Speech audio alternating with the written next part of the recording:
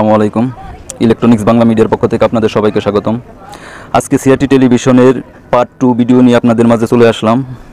কালকে power supply সম্বন্ধে বিস্তারিত বুঝিয়েছিলাম যে এখানে আউটপুট ভোল্টেজ কীভাবে আসবে। আজকে আলোচনা করব যে মাইক্রোকন্ট্রোলার আইসি নিয়ে। এই যে দেখতে পাচ্ছেন আপনারা, এটা চায়না একটি সার্কিট। এই সার্কিটের আইসি নাম্বার হলো 8895। এটা 8895 সার্কিটের একটি পোর্ট। এই সার্কিটের পিন কোন পিনের মধ্যে কত ভোল্টেজ ঢুকছে, কত ভোল্টেজ আসছে এবং কোন ভোল্টেজ আসার পর এই সার্কিটটি চালু হবে এবং কিভাবে এই আইসিটি কাজ করে, এটার বিস্তারিত আজকে আলোচনা করব। এই আইসিটির যদি পিন নাম্বার আপনারা হিসাব করেন, এই সাইডে দেখেন কাটা প্রান্ত দেখা যাচ্ছে। এই কাটা প্রান্ত এই সাইডে রেখে আর লেখাগুলো সামনের দিকে রেখে পিনগুলা কিন্তু আমাদের গুনতে হবে। আমরা এইভাবে গুনতে পারি, এই সাইডে যেহেতু কাটা প্রান্ত আর এই সাইডে আইসি নাম্বারগুলো সামনের দিকে। এখান থেকে শুরু করব 1 2 3 4 5 এইভাবে শুরু করব। এটা 64 পিনের একটি আইসি। এই সাইডে 1 থেকে নিয়ে এই সাইডে 32 পিন আছে এবং অপর সাইডে 33 থেকে নিয়ে 64, টোটাল 1 থেকে 64টা পিন আছে এই আইসিটার মধ্যে।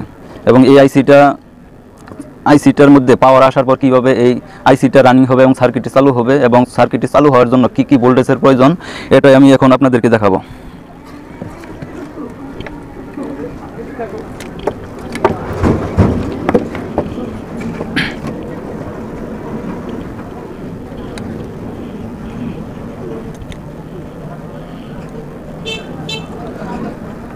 এখন এটার মধ্যে আমি আবার 220 ভোল্টের লাইন ইনপুট করব, সিরিজ লাইনে লাগাবো। আমার এসটি লাইন কিন্তু বি প্লাস ভোল্টেজ লাইন কিন্তু খোলা আছে। যেহেতু সার্কিটটি খুলে আমি কাজ করতেছি, এই জন্য বি প্লাস ভোল্টেজটি খুলে আমি রাখছি। আমি যে কোনো এক সাইড থেকে গ্রাউন্ড ধরতে পারি এবং এটার মধ্যে ভোল্টেজ ইনপুট ভোল্টেজ আসছে কিনা আগে দেখে নেই।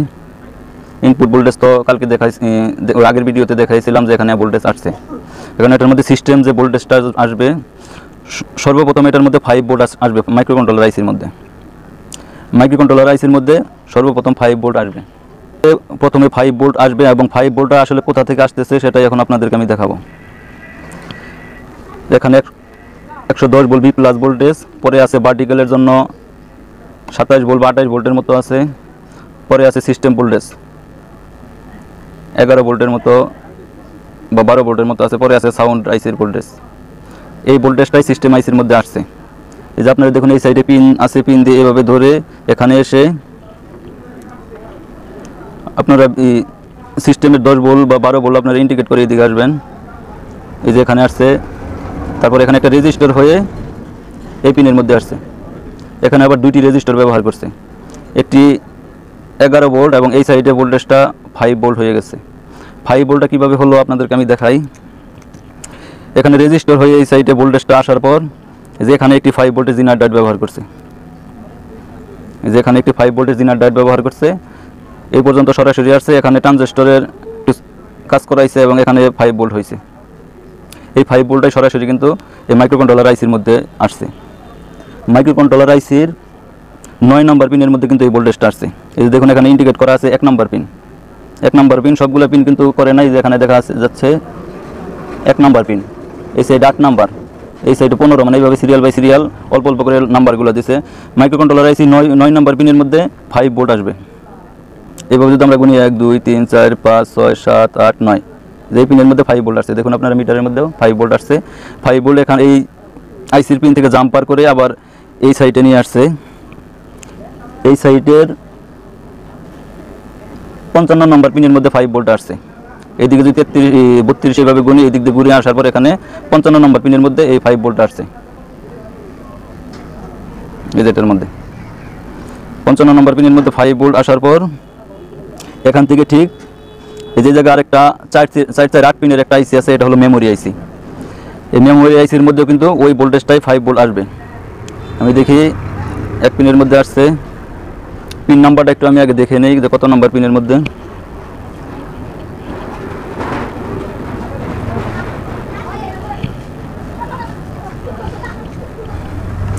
মেমোরি আইসির 5 নম্বর পিনের মধ্যে 5 ভোল্ট আসছে এবং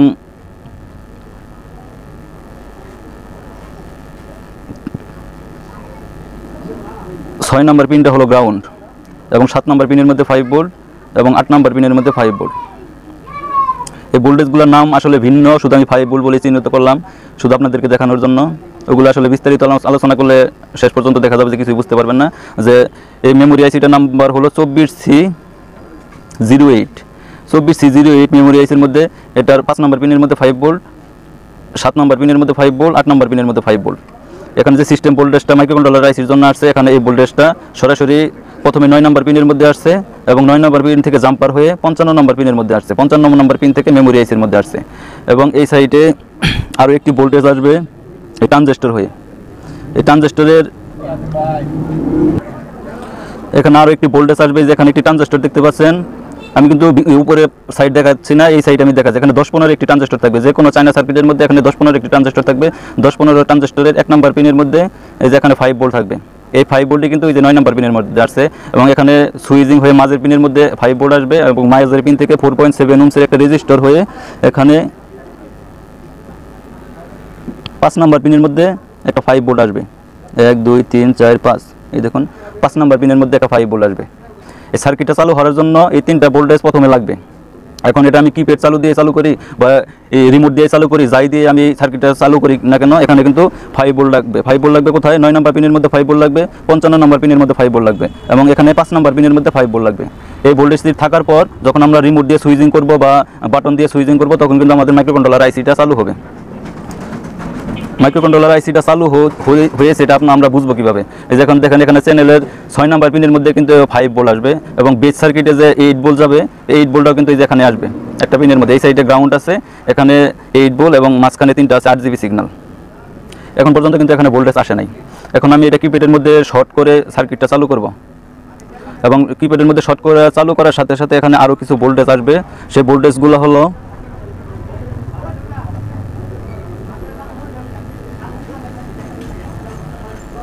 এখানে 17 নম্বর পিনের মধ্যে একটা 8 ভোল্ট আসবে এভাবে।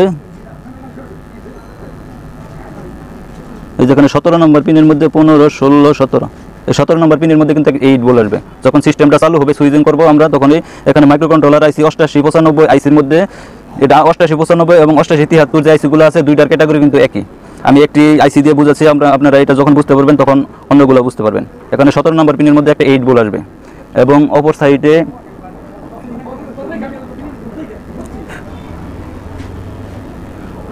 36 নম্বর পিনের মধ্যে একটা 5 ভোল্ট আসবে। এখানে একটা 8 ভোল্ট আসবে মাইক্রোকন্ট্রোলার আইসি চালু হওয়ার পরে এবং 36 নম্বর পিনের মধ্যে একটা 5 ভোল্ট আসবে।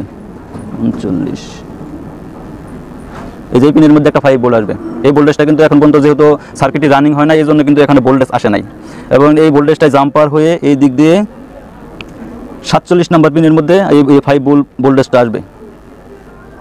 এখানে কিন্তু ভোল্টেজ আসে নাই। এখন আমি এই সার্কিটটা চালু দেবো। এখন এই ভোল্টেজটা আসবে কোথা থেকে? এই যে দেখুন এখানে দুইটা ট্রানজিস্টর আছে, এখানে 2383 দুইটা ট্রানজিস্টর আছে। এই যে এখানে একটি ট্রানজিস্টর 3টা পিন দেখতে পাচ্ছেন, এখানে একটি ট্রানজিস্টর এবং অপর সাইডে আরও একটি ট্রানজিস্টর। এই ট্রানজিস্টরগুলো সার্কিটের ডায়াগ্রাম অনুযায়ী ভিন্ন বা অন্য সাইডে হতে পারে, কিন্তু এই ট্রানজিস্টরগুলো ঠিকই থাকবে। কোনোটা এই দিকে হতে পারে, কোনোটা এই দিকে হতে পারে। যেই দিকে হোক এই 2383 ট্রানজিস্টরগুলো কিন্তু এখানে থাকবে। 2383 ট্রানজিস্টরের মাঝের পিনের মধ্যে দেখবেন এখানে 11 ভোল্টেজ দেখানো, যে সিস্টেম যে ভোল্টেজটা সরাসরি এই ভোল্টেজটা কিন্তু 11 ভোল্টের মধ্যে আসছে এবং এখানে সুইচিং হয়ে এখানে জিনার ডায়েট লাগানো আছে। যখন এখানে সুইচিং হবে তখন এই 83 ট্রানজিস্টরের 1 নম্বর পিনের মধ্যে 5 ভোল্ট আসবে এবং অপর সাইডে 83 কিন্তু আরেকটা ট্রানজিস্টর আছে, এই ট্রানজিস্টরের মাঝের পিনের মধ্যে ওই সিস্টেম ভোল্টেজটা আসছে এবং এটার 1 নম্বর পিনের মধ্যেও 8 ভোল্ট আসবে। একটি ট্রানজিস্টরের এই 1 নম্বর পিনের মধ্যে 5 ভোল্ট আসবে এবং অপরটি 83 ট্রানজিস্টরের 1 নম্বর পিনের মধ্যে 8 ভোল্ট আসবে। এখানে 8 ভোল্টের জিনার ডায়েট লাগানো আছে এবং এই সাইডে 5 ভোল্টের জিনার ডায়েট লাগানো আছে, ভোল্টেজটা এভাবে ফিক্সড করা। এখন আমি এটা সুইচিংটা শর্ট করে চালু করে আপনাদেরকে দেখাবো যে আমি যে ভোল্টেজগুলোর কথা বললাম এই ভোল্টেজগুলো এখানে আসছে কিনা। আর আগে যে ভোল্টেজগুলোর কথা বলছি, এই ভোল্টেজগুলো যতক্ষণ পর্যন্ত এই মাইক্রোকন্ট্রোলার আইসি পর্যন্ত না আসবে ততক্ষণ পর্যন্ত কিন্তু আমরা যতই সুইচ দিই বা রিমোট থাকি এই সার্কিট কিন্তু রানিং হবে না। আমি এখন এটা সুইচিং করে দিই, হালকা টাচ করলাম, আমাদের সার্কিটটি চালু হয়ে গেছে মনে হয়। এই দেখুন আমি যে বলছিলাম চ্যানেল বক্সে সার্কিটটা রানিং হয়েছে, এটা আপনারা বুঝবেন কীভাবে? এই যে চ্যানেল বক্সের 6 নম্বর পিনের মধ্যে কিন্তু এখানে একটা 5 ভোল্ট বা 5 ভোল্টের একটু কম আছে, এই ভোল্টেজটা আসবে। এই যে দেখুন চ্যানেলের 1 2 3 4 5 6 নম্বর পিনের মধ্যে কিন্তু আমি ধরছি মিটারে দেখুন 5 ভোল্ট আসছে এবং এই আরেকটা 8 ভোল্ট আসছে বেস সার্কিটের। এই যে বেস সার্কিটের যে কানেক্টর আছে তার দিয়ে যে কানেকশনটা গেছে এখানে কিন্তু 8 ভোল্ট আসছে। এই দেখুন 8 ভোল্ট আসছে আপনার মিটারে দেখুন। এই একই 8 ভোল্টটা এই মাইক্রোকন্ট্রোলার আইসির 17 নম্বর পিনের মধ্যে আসবে আপনাদের দিকে বলেছিলাম 17 নম্বর পিন, এই যে এটা, এই দেখুন 17 নম্বর পিনের মধ্যে কিন্তু 8 ভোল্ট আসছে। এই 17 নম্বর পিনের মধ্যে মিটারে দেখুন 8 ভোল্ট আসছে। এবং এই সাইডে বলেছিলাম 36 নম্বর পিনের মধ্যে 5 ভোল্ট আসবে। এই যে 36 নম্বর পিন, এই 36 নম্বর পিনের মধ্যে দেখুন আপনারা 5 ভোল্ট আসছে। এই চ্যানেলের মধ্যে যে 5 ভোল্ট আসছে, এই যেখানে ট্রানজিস্টর হয়ে সুইচিং হয়ে এই একই ভোল্টেজটা এই যেখানে 36 নম্বর পিনের মধ্যে আসছে, এবং এই সাইডে 47 নম্বর পিনের মধ্যে আসছে। এই সুইচ এই ভোল্টেজটাই এখানে জাম্পার হয়ে এখানে 47 নম্বর পিনের মধ্যে আসছে। এই যে দেখুন চ্যানেল বোর্ডের চ্যানেল বক্সের মধ্যে যে ভোল্টেজটা ছিল এই ভোল্টেজটাই ঠিকই এই সাইডে জাম্পার হয়ে এখানে আইসির মধ্যে আসছে। এখন আমাদের সার্কিটটা রানিং আছে। আমাদের যে সিস্টেমটা চালু হবে ঠিক এই সিস্টেমে এই ভোল্টেজগুলো যতক্ষণ পর্যন্ত এই আইসি না পাবে ততক্ষণ পর্যন্ত কিন্তু এই সাইডে এসটি চালু হবে না। আমি কিন্তু এসটি লাইন খুলে রাখছি, দেখুন এখানে কিন্তু কোনো ভোল্টেজ নাই। এসটি লাইনটা আমি এখানে খুলে রাখছি, এখানে কিন্তু ভোল্টেজ নাই। যখন আমি এসটি লাইনটা ইনপুট করব তখন এখান থেকে একটা সুইচিং হয়ে তখন আবার এসটিটা চালু হবে। এখন আজকে শুধু আপনাদেরকে দেখালাম যে এই সিস্টেম আইসিটা কীভাবে চালু হয়, এবং সিস্টেম আইসিটা চালু হওয়ার পরে এই যে অন্যান্য যে সেকশনগুলো আছে, এখানে অডিও সেকশন আছে, এই সাইডে ভার্টিক্যাল সেকশন আছে, এই সাইডে হরিজন্টাল সেকশন আছে, সবগুলো সেকশনের কিন্তু মেন কেন্দ্রবিন্দু হলো এই মাইক্রোকন্ট্রোলার আইসি। আর এই মাইক্রোকন্ট্রোলার আইসি যতক্ষণ পর্যন্ত রানিং না হবে ততক্ষণ পর্যন্ত কিন্তু আমাদের সার্কিটের অন্যান্য সাইড কাজ করবে না। এখন আপনাদেরকে যে ভোল্টেজগুলো আমি যেভাবে বললাম এই ভোল্টেজগুলো আপনারা ইন্ডিকেট করে রাখেন। এই ভোল্টেজগুলো যদি আপনারা মনে রাখেন তাহলে অবশ্যই যে কোনো চায়না সার্কিটের কাজ খুব সহজে আপনারা করতে পারবেন। এবং এগুলো ভোল্টেজ থাকার পরেও যদি এখানে আপনাদের সার্কিট রানিং না হয় তখন এখানে দেখুন যে মেমোরি আইসিটার কথা বললাম, এই মেমোরি আইসিটা কিন্তু এই সফটওয়্যারগুলো ধরে রাখে, এবং যখন আমরা রিমোট দিয়ে চাপ দিই বা বাটন দিয়ে চাপ দিই তখন কিন্তু মেমোরি আইসি এখানে রিসিভ করে পরে এখানে কাজ করে। কারণ মেমোরি আইসির মধ্যে যে ভোল্টেজগুলো দেখালাম এই ভোল্টেজগুলো এইভাবে মেপে দেখবেন, মেপে দেখার পরে যদি কাজ না করে এই মেমোরি আইসিটা চেঞ্জ করে দিবেন, এই মেমোরি আইসিটা চেঞ্জ করে দিবেন।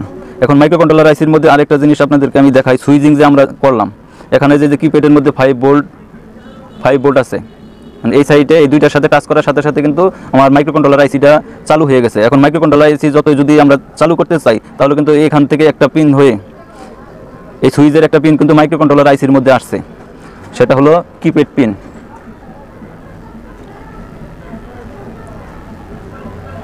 সেটা হলো কিপ্যাড পিন। এই যে দেখতে পাচ্ছেন এখানে যে লাইনটা আছে এই লাইনটা কিন্তু মাইক্রোকন্ট্রোলার আইসি 3 নাম্বার পিনের মধ্যে আসছে। এই যে এখানে কিন্তু কোনো ভোল্টেজ নাই, এটা হচ্ছে গ্রাউন্ড, 5 ভোল্টের সাথে গ্রাউন্ড, এখানে একটা পিএফ ক্যাপাসিটর লাগানো আছে, এটা যে এখান থেকে আসছে। যে এই সাইডে আপনারা যখন এগুলো কাজ করবেন তখন এখানে লাইনগুলো দেখে নেবেন কোথা থেকে কীভাবে ঢুকছে। যেখানে 3 নাম্বার পিনের মধ্যে একটা রেজিস্টার হয়ে 100 ওহমের একটা রেজিস্টার হয়ে এসি 3 নাম্বার পিনের মধ্যে আসছে।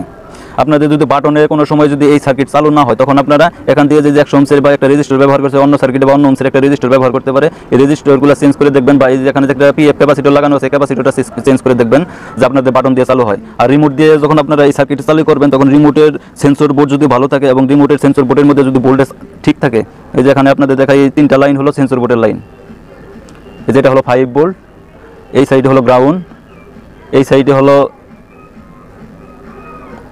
IR voltage.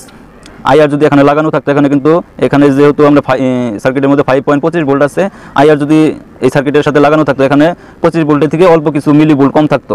এই ভোল্টেজটা কিন্তু আবার আইআরের যে ভোল্টেজটা আইআরের ভোল্টেজটা মাইক্রোকন্ট্রোলার আইসির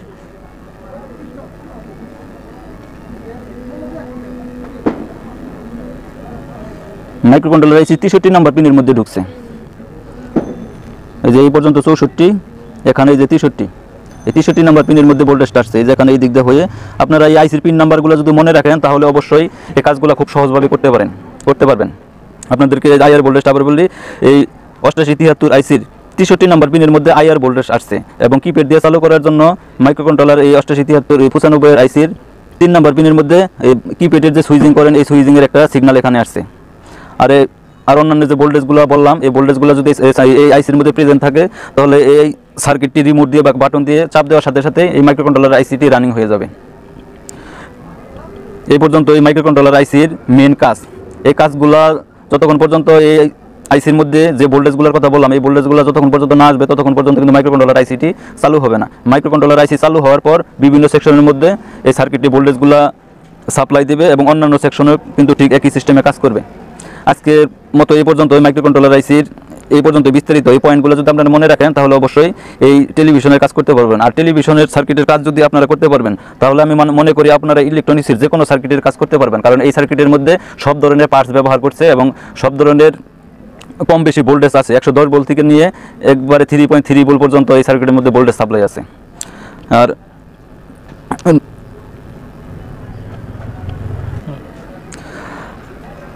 আর এইগুলা ইলেকট্রনিক্সের কাজের যদি অন্য কোনো ভিডিওর আপনাদের প্রয়োজন হয় অবশ্যই আমার কমেন্ট বক্সের মধ্যে জানাবেন, আমি সেই অনুযায়ী ভিডিওগুলো তৈরি করার চেষ্টা করব। আর অনেক কষ্ট করে কিন্তু ভাই ভিডিওগুলো তৈরি করে অবশ্যই আমার চ্যানেলটি সাবস্ক্রাইব করবেন এবং বেশি বেশি করে শেয়ার করবেন, যাতে অন্য ভাই এই কাজগুলো দেখতে পারে এবং অন্যকে উপকৃত হতে পারে।